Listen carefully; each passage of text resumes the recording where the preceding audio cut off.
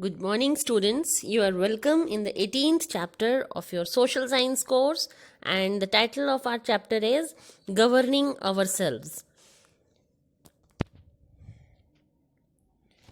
Students, in this chapter, we will learn about our government.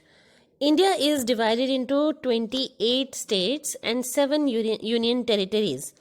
The Constitution of India provides for a government at a center and one in each state. This has been done to govern the country properly. Now, the powers of the central and the state governments have been clearly written down in the constitution. For example, defending the country is the responsibility of the central government, while maintaining law and order within the state is the duty of the state government. The central government helps the state governments whenever the need arises. Okay, now first of all is central government. The central government or the union government, we can say, makes laws for the whole country, and this lawmaking body is known as parliament. Have you seen parliament? It consists of the president of India and the two houses, the Lok Sabha and the Rajya Sabha.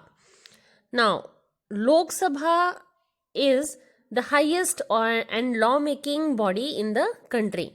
It is known as the House of the People or the lower house.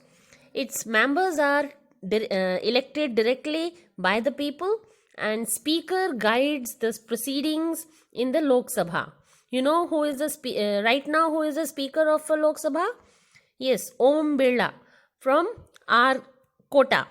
है ना? So he is elected by the members of the house.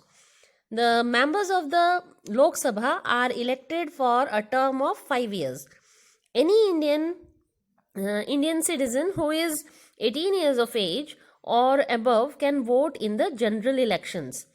The whole country has been divided into a number of small areas called constituencies. The person who gets the highest number of votes in the election is elected as a member of parliament from that constituency. And the Lok Sabha can have a maximum of 552 members. Okay, now Rajya Sabha. The Rajya Sabha is the upper house of the parliament, and its members are not elected directly by the people. Members of the state legislative assembly and union territories elect them. There can be a maximum of 250 members in the Rajya Sabha. Of these, 238 are elected members and 12 members are nominated by the President of India. The members of the Rajya Sabha are elected for a term of 6 years, and 1/3 of its members retire every 2 years. They are replaced by new members. The Vice President of India is the chairman of the Rajya Sabha. Now, the President. The President of India is the head of the country. The members of the Lok Sabha, the Rajya Sabha, and the state legislative assemblies elect the President. The President is elected for a term of 5 years. See here, the list of presidents is given. Now, forming the government. There are many political parties in our country. This multi-party system is a very important part of our democracy. In a national election, different parties field their candidates. People vote for the candidates, and the party that gets the maximum seat in the Lok Sabha forms the government at the center. The president appoints the leader of this party as a prime minister. He or she can then forms a union cabinet that consists of the council of ministers.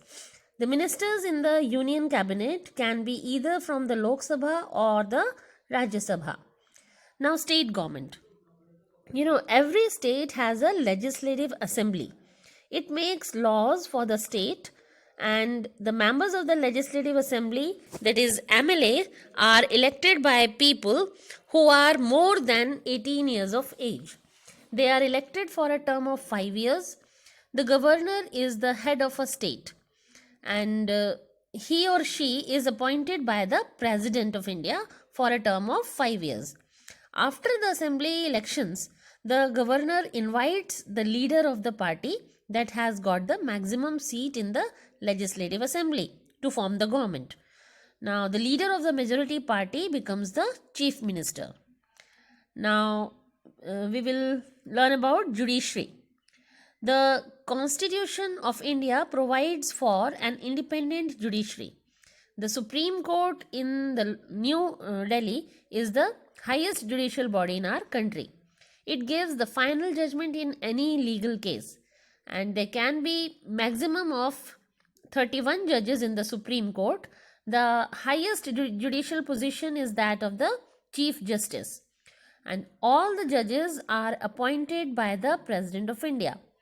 The High Court is the highest judicial body in a state, and there are also lower courts in every state.